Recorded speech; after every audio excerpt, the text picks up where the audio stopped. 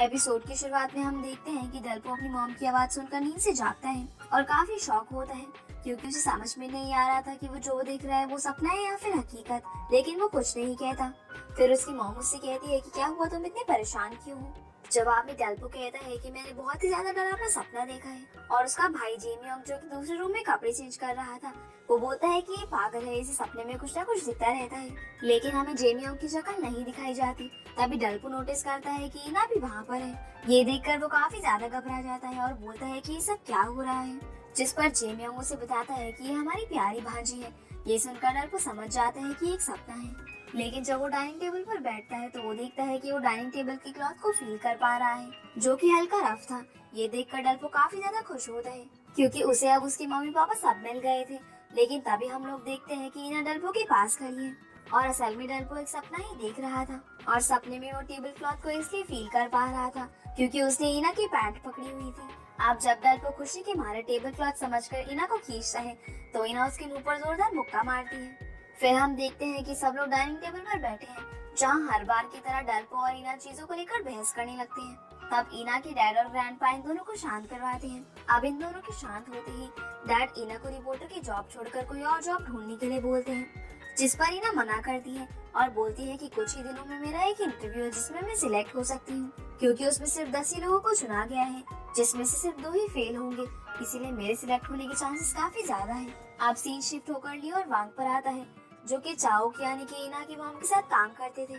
जहाँ पर ली वांग को बता रहा था कि इस बार जो लोग इंटरव्यू देने आ रहे हैं उनमें से एक पिनोकियो है। ये सुनकर वांग काफी ज्यादा शॉक होता है और बोलता है कि लगता है या तो वो काफी कमाल की रिपोर्टर होगी, नहीं तो उसकी बहुत ही ज्यादा जान पहचान होगी। तब ली उसे बताता है कि मैंने सुना है कि वो सांग चाओ की बेटी है। इस बात को सुनकर वांग और भी ज्यादा शॉक होता है क्योंकि उसे लगता था कि चाओ सिंगल है। अब ली चाओ की काफी ज्यादा बुराई करने लगता है, लेकिन जैसे ही वो उसके सामने आती है वो उसकी तारीफों के झूठे पुल बांधने लगता है। पर हमने देखा था कि चाओ को किसी से भी कोई लेना देना नहीं है, इसलिए वो ली की बातों पर ज्यादा ध्यान नहीं देती और सबको ये बताने के लिए कहती है कि वो भी इंटरव्यू लेने आएगी। दूसरी तरफ जब डरपो ग्रैंडफादर के साथ होता है तो ग्रैंडफादर उसे एक लड़के की फोटो दिखाते हैं और बोलते हैं कि तुम्हें कोई लड़की पटा लेनी चाहिए। जिस पर डरपो बताता है कि हाँ मैंने पटा ली है और वो काफी ज्यादा सुंदर है। इस पर चॉय बोलता है कि तुमने अभी कुछ समय पहले ही एक लड़की के बारे में यही सेम चीज बोली थी। जवाब में डल्पो कहता है कि उससे मेरा ब्रेकअप हो गया, जिसे सुनकर चॉय काफी शॉक होता है और उसे लगता है कि डल्पो तो लड़कियां पटाने में काफी माहिर है। तभी इना वहाँ पर आकर बोलती है कि मुझे तो लगता है कि कोई भी लड़की इनके साथ ज्यादा टाइम तक नहीं टिक पाएगी क्योंकि इनका लुक काफी ज्यादा बोरिंग है।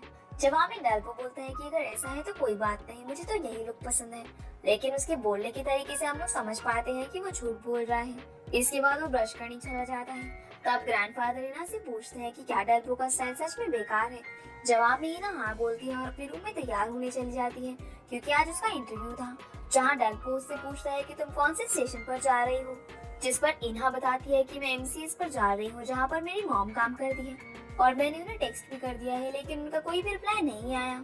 ये सुनकर डल्पो काफी ज्यादा उदास हो जाता है और हम लोग जानते हैं कि ऐसा क्यों है।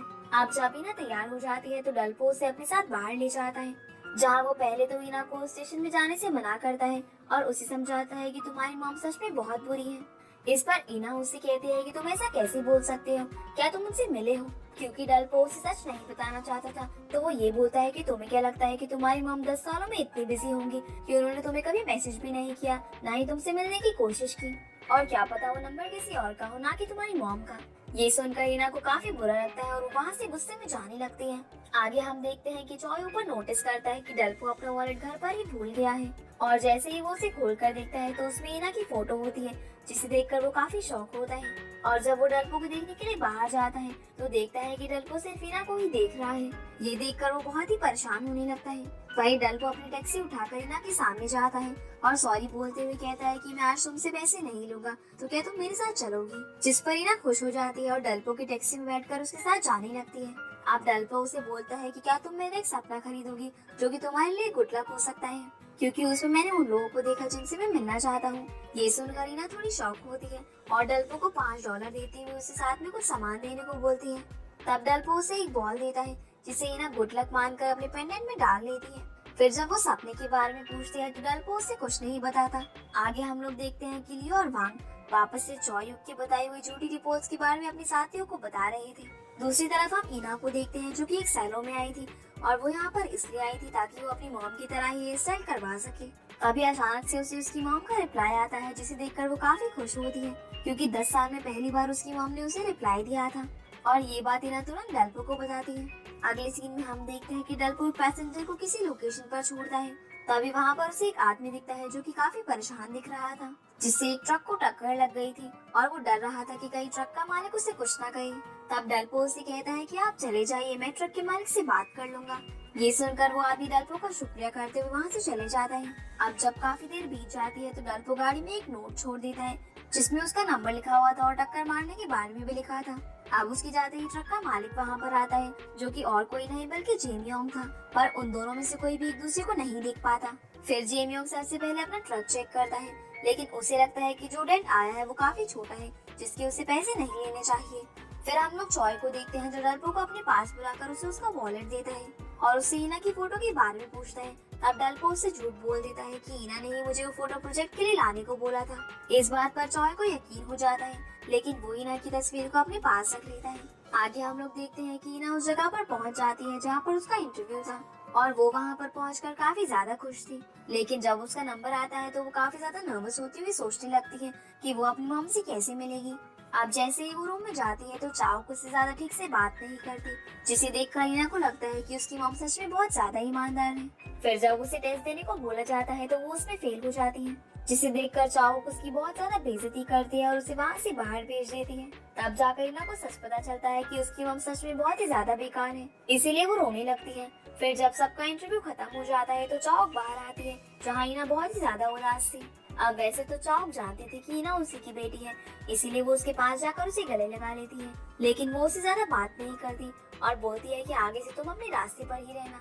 तब ईना उससे पूछती है कि क्या आज आपने मुझे रिप्लाई नहीं किया था, जिस पर चाओ बताती है कि वो नंबर तो मैंने बहुत पहले ही बंद कर दिया है, जो कि अब शायद किसी और के नाम पर रजिस्टर्ड होगा। इस बात को सुनकर ईना काफी ज्यादा शॉक होती है और बाहर जाकर रोने लगती है। आगे हम लोग देखते हैं कि उसे डल्पो का मैसेज आता है जो उससे उसके इंटरव्यू के बारे में पूछता है, जहाँ ईना उसे झूठ बोलती है कि वो अभी अपनी मॉम के साथ है और वो काफी ज्यादा मजे कर रहे हैं। पर क्योंकि डल्पो उसके पास नहीं खड़ा था तो वो जान जाता है कि ईना झूठ बोल रही है, लेकिन डल्पो उसे कुछ नहीं बोलता और वहाँ से चला जाता है। आगे हम लोग देखते हैं कि ईना अपनी मॉम के पुराने नंबर पर मैसेज करती है कि तुमने मुझे झूठ क्यों बोला और इतने टाइम से तुम मुझे पागल बनाकर मेरे बारे में सब चीजें क्यों जान रहे थे। थोड़ी देर बाद डल्पो सोच रहा था कि वो वापस से ईना के पास जाए या फिर नहीं।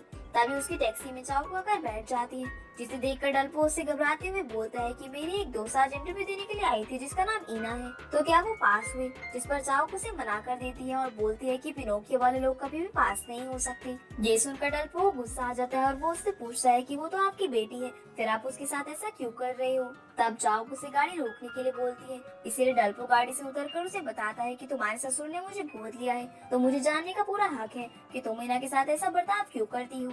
जिस पर चाओ उसे बोलती है कि मुझे तुम सबसे कोई भी लेना देना नहीं है, इसीलिए यहाँ से चले जाओ। और रही बात ईना की तो वो मुझे पसंद नहीं करती है और साथ ही वो कभी भी रिपोर्टर नहीं बन सकती। ये सुनकर डल्पो उसे बोलता है कि देख लेना, मैं तुम्हारी इस गलतफहमी को दूर करूंगा और तुम जैसे लोगों को सच बताना चाहिए ना कि झूठ। इतना बोलकर डल्पो वहाँ से चला जाता है, जहाँ उसे थोड़ी देर बाद जेमी योंग का मैसेज आता है जो उसे बोलता है कि मैं उस गाड़ी का मालिक बोल रहा हूँ जिस पर तुमने नोट लगाया था और क्योंकि मेरी गाड़ी को ज्यादा नुकसान नहीं हुआ है तो आपको पैसे देने की कोई जरूरत नहीं है। जिसे सुनकर डल्पो काफी ज्यादा खुश होता है और अपने नाम के साथ जेमी योंग को मैसेज करता है। दूसरी तरफ हम देखते हैं कि जब जेमी योंग ने डल्पो को मैसेज करा था तो वो एक आदमी के साथ था जो उसे बोलता है कि ऐसे टाइम पर तुम्हें ज्यादा पैसे ले लेने चाहिए, पर क्योंकि जेमी योंग दिल का काफी अच्छा इंसान था इसलिए वो मना कर देता है। तभी उसे वहाँ पर वही 3 लोग आपस में लड़ाई करते हुए दिखते हैं जिन्हें हमने शुरुआत में देखा था और उन्होंने ही उस समय फायर फाइटर्स को अंदर भेजा था। अब क्योंकि ये सभी उसी बारे में बात कर लड़ रहे थे, इसी वजह से जेमी योंग को सब कुछ सच पता चल जाता है। लेकिन जब तक वो उन तीनों से बात करने जाता तब तक वो तीनों एक टैक्सी में बैठकर वहाँ से निकल जाते हैं। ये देखकर जेमी योंग की आंखों में आंसू आ जाते हैं। अब जब डल्पो अपने घर पहुँचता है तो उसे पता चलता है कि ईना काफी देर से गायब है और उसने अपनी सारी बुक्स भी ले रखी है।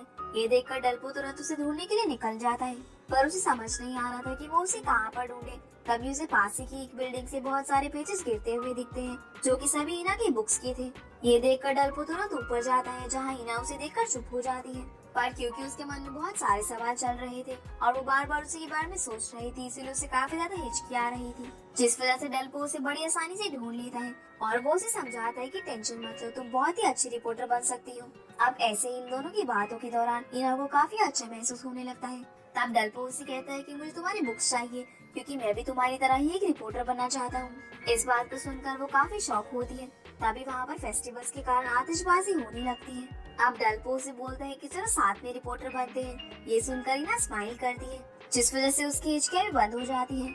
ये देखकर डेल्पो को भी काफी अच्छा लगता है। तभी हम लोग देखते हैं कि वहाँ पर चॉय भी छुपा हुआ था, जो कि उन दोनों की बातें सुन रहा था। दूसरी तरफ हम लोग उस लड़के को देखते हैं जिसके नाम पर चौक का पुराना नंबर रजिस्टर था और वो लड़का अपनी मॉम से बोलता है कि मैं इना से मिलने जा रहा हूँ क्योंकि मुझे उसके मैसेजेस का शुरू से इंतजार रहता था। वैसे तो मैंने आज तक उसे नहीं देखा है, पर क्योंकि वो सबसे अलग है तो मैं जरूर उसे ढूंढ लूंगा और उम्मीद है कि वो भी मुझे उतना ही पसंद करेगी जितना मैं उसे पसंद करता हूँ। वहीं जब इना और डेल्पो घर जा रहे होते हैं तब इना बोलते हैं कि मुझे पता है कि हम दोनों की चांस 50-50 है क्योंकि मैं पिनोकियो हूँ और तुम एक टैक्सी ड्राइवर, जिस पर डेल्पो हाँ बोलता है।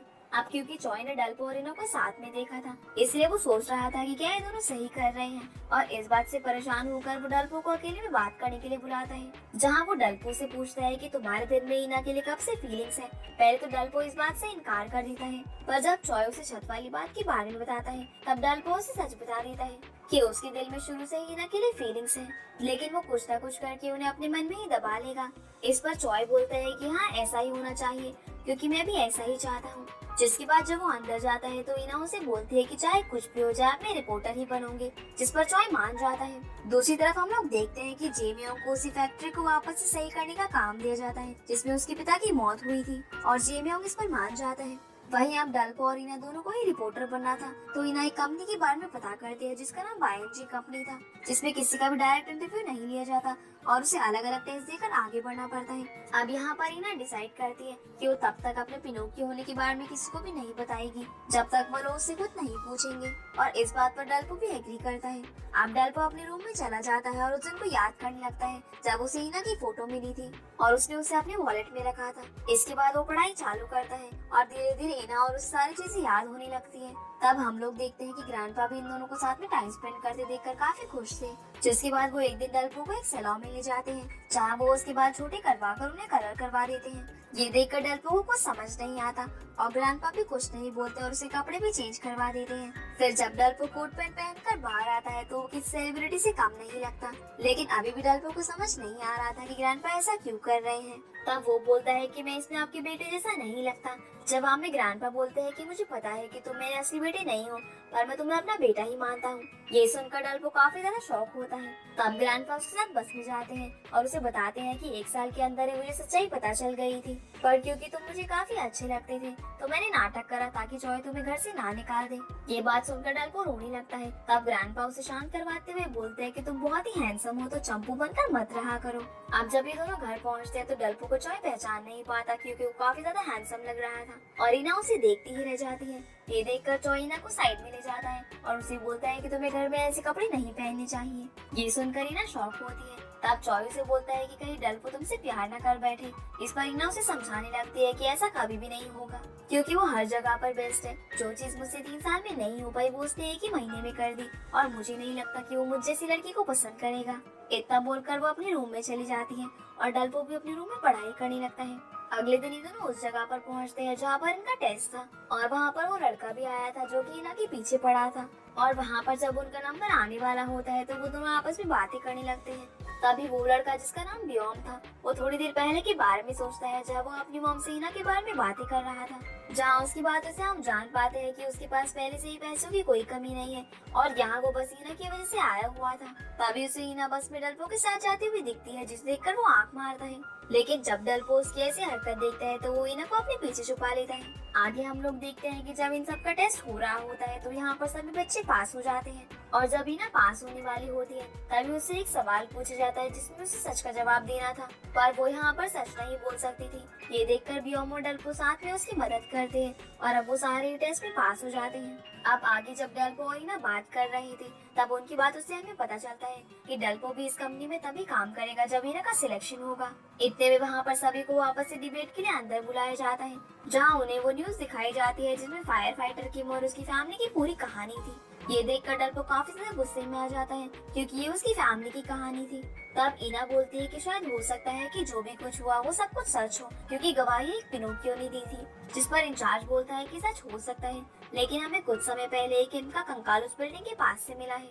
ये सुनकर डल्पो रोने लगता है और ईना के ऊपर चिल्लाता हुआ सबको बता देता है कि वो एक पिनोकियो है और उसकी बेइज्जती कर देता है, जिस वजह से ईना रोती हुई वहाँ से बाहर चली जाती है। अब बियोम भी उसके पीछे जाता है और उसे बात करने की कोशिश करता है, पर ईना वहाँ से बड़बड़ाती हुई जा रही थी। तब हम लोग समझ पाते हैं कि दरअसल ये डल्पो से जरा भी नाराज नहीं है, बस वो इतना चाहती थी कि डिबेट के दौरान वो उसका साथ दे। अब ईना को डल्पो के बारे में बड़बड़ाता हुआ देखकर बियोम उससे पूछता है कि क्या तुम डल्पो को पसंद करती हो, जिस पर ईना मना करती है, पर उसकी हिचके चालू हो जाती है, जिसे देखकर बियोम समझ जाता है कि वो झूठ बोल रही है। आगे हम लोग देखते हैं कि डल्पो अपनी इस हरकत की वजह से काफी ज्यादा शर्मिंदा होता है और वो कंपनी से बाहर आकर किम को याद कर रोने लगता है। इसी के साथ ही एपिसोड यहीं पर खत्म हो जाता है। तो गाइस ये थी आज की वीडियो। एंड आप लोगों को वीडियो पसंद आई होगी तो वीडियो को लाइक कर चैनल को सब्सक्राइब जरूर कीजिएगा। तो आपसे फिर मिलते हैं अगले एपिसोड में, तब तक के लिए गुड बाय।